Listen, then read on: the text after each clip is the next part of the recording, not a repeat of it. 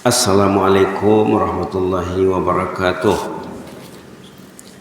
Bismillah walhamdulillah wassalatu wassalamu ala rasulillah wa ala alihi wa sahbihi wa man tabi'ahu wa wala. Subhanaka la ilma lana illa ma 'allamtana innaka antal alimul hakim. Rabbana anfa'na ma 'allamtana, rabbi 'allimna alladhi yanfa'una, rabbi faqihna wa faqih ahlana wa ahbabana wa jami'al muslimin muslimat bi rahmatika arhamar rahimin. Di pagi yang mulia ini kita bersyukur memuji Allah Subhanahu wa taala dan berselawat serta salam ke atas junjungan Allah Muhammad sallallahu alaihi wasallam. Kita lanjutkan bersama surah An-Nazi'at. Kemarin kita ambil ayat 1 dan ayat 2 tentang kematian. Tentang kematian. Banyak dalam Quran ayat-ayat tentang kematian. Orang yang susah matinya, orang yang senang matinya. Banyak lagi di surah lain lagi nanti. Ini kita ambil pula tentang sifat orang yang akan masuk neraka dan sifat-sifat orang yang akan masuk surga. Dalam ayat 37, 38, 39. 3 ayat pendek dalam sebaris saja tentang sifat orang yang akan masuk neraka. Ayat 40, 41, 2 ayat pendek tentang sifat-sifat ahlul jannah. Supaya kita tahu mengambil langkah, tahu menyelamatkan diri, menyelamatkan keluarga. Sifat atau tanda orang yang akan masuk neraka di sini ayat 37, a'udzubillahi minasyaitonir rajim, fa amma man tagha. Satu, tagha. Yang kedua, wa asaral hayatad dunya. Dua saja sifatnya. Sifat orang yang akan masuk neraka dua. Tagha, keterlaluan. Tagha, zalim. Kalau dalam bahasa Semenanjung Malaysia, terlampau. Keterlaluan, selalu membuat sesuatu yang keterlaluan, tidak masuk akal, di luar aturan Allah, melanggar aturan Allah, melanggar aturan Rasulullah, melampaui batas, suka melampaui batas, batas-batas, tidak peduli dia, batas halal haram, batas fardu sunat makruh, sama saja bagi dia semuanya. Tidak ada pantang larang sama dia, tidak ada batas, semua dilanggarnya. Satu. Yang kedua, wa asaral hayatad dunia, dia mengutamakan dunia. Kerja kita ini ada dua ya, ada yang dunia, ada yang akhirat. Ada juga sebenarnya dunia untuk akhirat, ada juga. Orang ini wa asaral hayatad dunya, dia itu mengutamakan keduniaan. Ke sawah ke ladang tidak tinggal, ke kantor tidak tinggal. Mana ada orang yang tidak pergi ke sawah, tidak pergi ke ladang, tidak pergi ke kantor. Time kantor, jam kantor dia ke kantor, jam ke sawah ke ladang dia ke sawah ke ladang. Tapi jam ke masjid, jam tahajud, jam Quran, mana? Tidak peduli sama dia. Yang penting dunia, yang penting duit, yang penting epeng, yang penting makan minum, tidur, istirahat, beranak, bercucu, ada rumah, ada kendaraan, dah cukup. Wa atharal hayatad dunya, dunia saja difikirkannya, rumah, kendaraan, sawah ladang. Itulah sifatnya. Pertama, hidupnya keterlaluan. Yang kedua, dunia yang difikirkannya. Fa innal jahima hiyal ma'wa, itulah orang akan masuk neraka jahim. Na'udzubillah. Kemudian perincian ayat ini banyak dalam surah lain nanti. Tapi di sini secara ringkas dua saja sifat ahlun nar, hidup melampau, hidup keterlaluan, dan dunia yang difikirkannya. Dunia mungkin 90% dipikirkannya dunia itu. Sebaliknya sifat ahlul jannah ayat 40, 41 Wa amma man khafa maqama rabbih. Khafa itu khauf. Khauf itu takut. Orang takut makam kebesaran Allah. Nanti kita akan menghadap Allah satu-satu, one by one. Ditanyanya kita nanti. Pertanyaannya terperinci. Tidak ada orang ketiga. Kita dengan Allah ditanya. Ada ayat dalam surah Maryam. Nah, kalau kita baca tuh mungkin bisa takut juga dibuatnya ya. Ayat 95.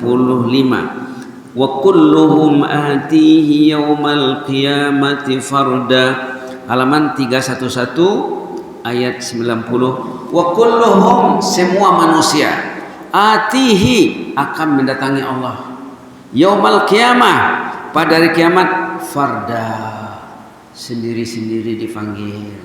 Istri dipanggil, suami dipanggil, anak satu-satu dipanggil, ahli keluarga dipanggil, pemimpin dipanggil, rakyat dipanggil, ketua dipanggil, bawahan dipanggil. Wa kulluhum ati yaumal qiyamati farda. Pada hari itu semua mereka akan dipanggil satu-satu. Oke?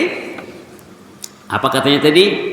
Sifat ahlul jannah khauf. Dalam ayat lain khasyah katanya. Rasa takut. Takut kita kalau Allah memanggil datang ke rumahnya, kita tidak datang. Takut kita nanti berhadapan di hadapan Allah. Takut kita nak bertarung dengan maut. Takut kita nak masuk kubur. Takut kita saat berada di liang lahat, saat kita dimandikan, dikafani, disolatkan, diantar jenazah, diantar ke pembaringan terakhir, kita takut akan makam kebesaran Allah. Allah bersama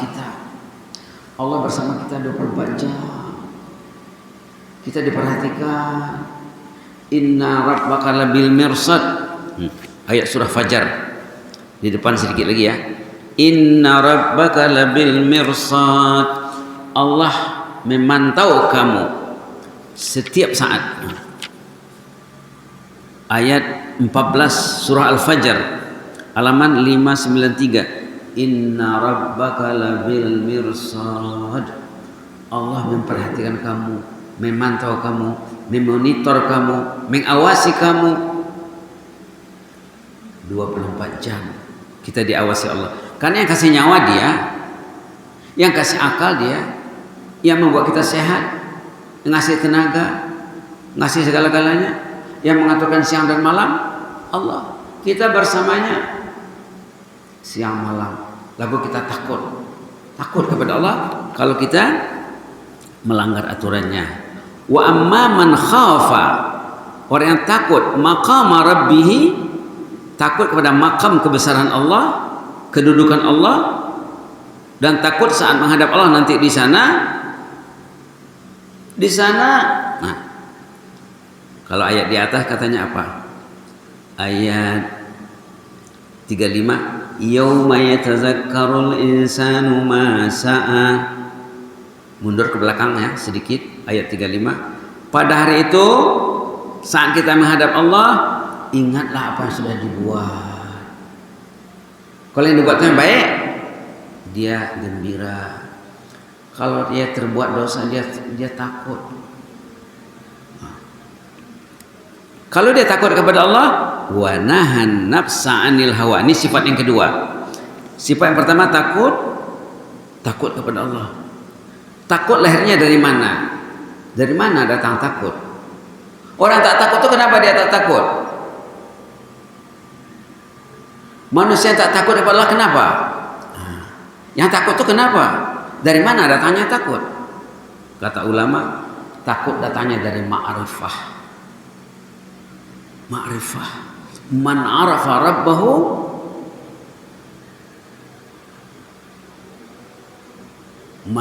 rabbahu ahabba. Siapa yang takut kepada Allah dia akan cinta.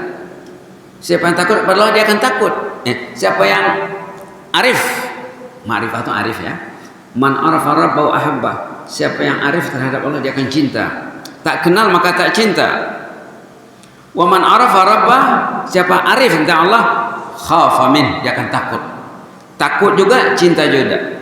Takutnya takut yang positif, bukan takut macam takut terhadap serangga yang berbisa, makhluk yang berbisa, binatang buas. Kalau takut kepada harimau, singa, ular, kita ingin menjauhinya. Takut kepada Allah, kita ingin mendekatinya. Nah, takut datangnya dari ma'rifah.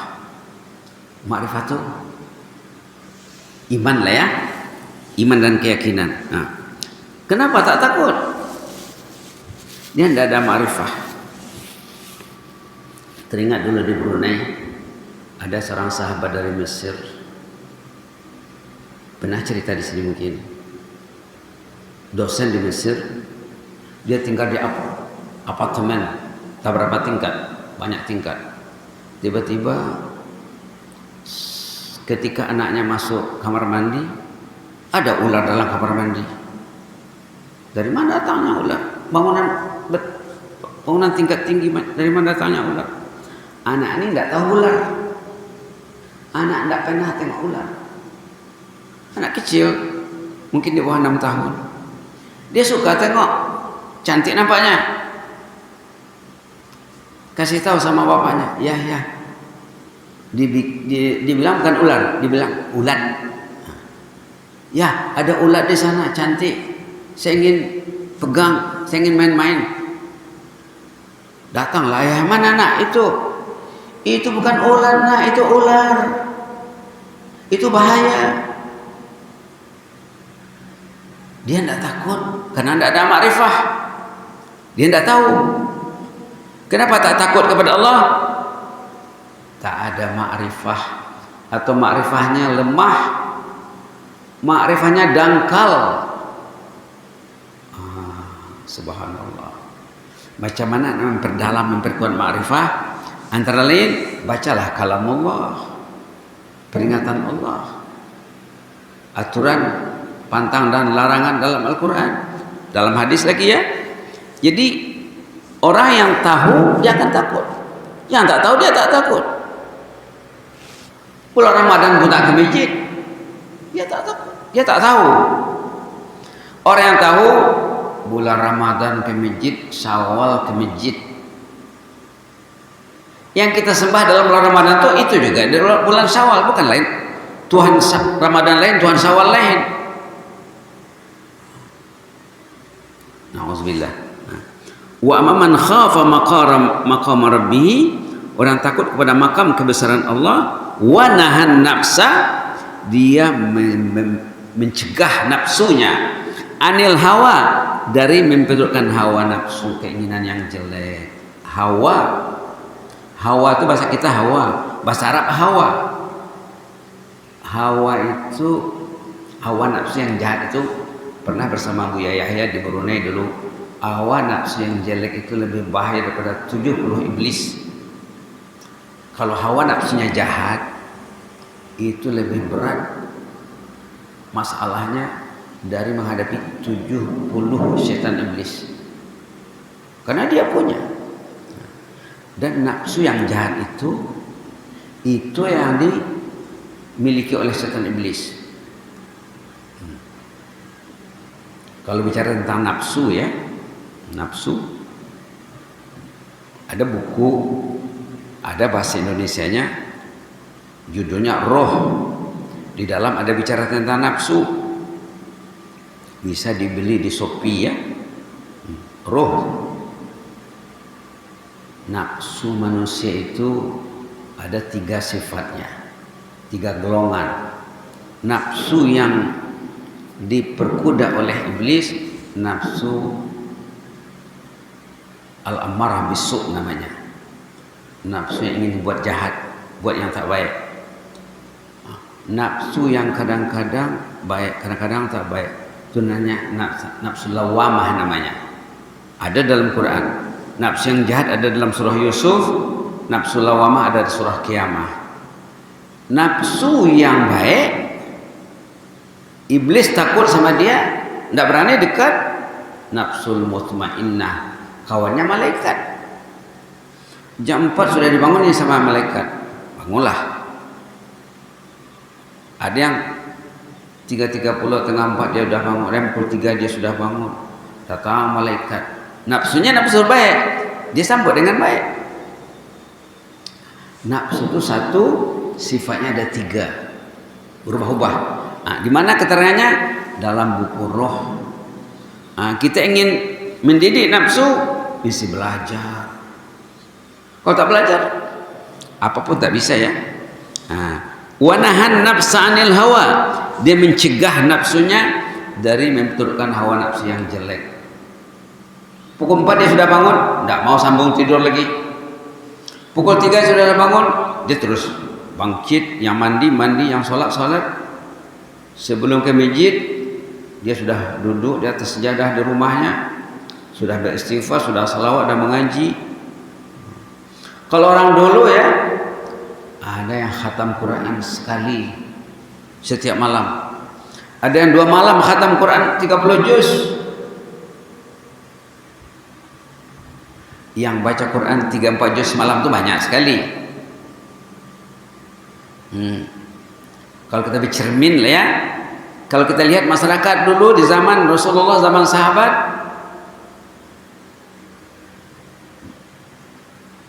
jam ibadatnya mulai jam 2, jam 3, jam 4 sudah terlambat. Ada seorang sahabat jumpa kawannya di pagi hari pergi ke rumah ziarah. Orang dulu biasa kalau dia teringat jumpa kawannya, dia pergi pagi-pagi ke rumah temannya. Sampai di rumah temannya, kawannya menangis. Pak, kok menangis Pak? Kenapa Pak menangis pagi-pagi macam ini? Patutnya orang pagi-pagi gembira. Adakah Bapak mendengar berita keluarga ada yang meninggal? Tidak ada, semua sehat Pak, walafiat. Bapak sakit? Saya sehat. Kenapa menangis? Tadi malam saya tak tahajud, saya kena marah sama Allah. Saya terdinding, saya terhijab, saya terblokir. Itu saya menangis. Kenapa saya diblokir, diblok?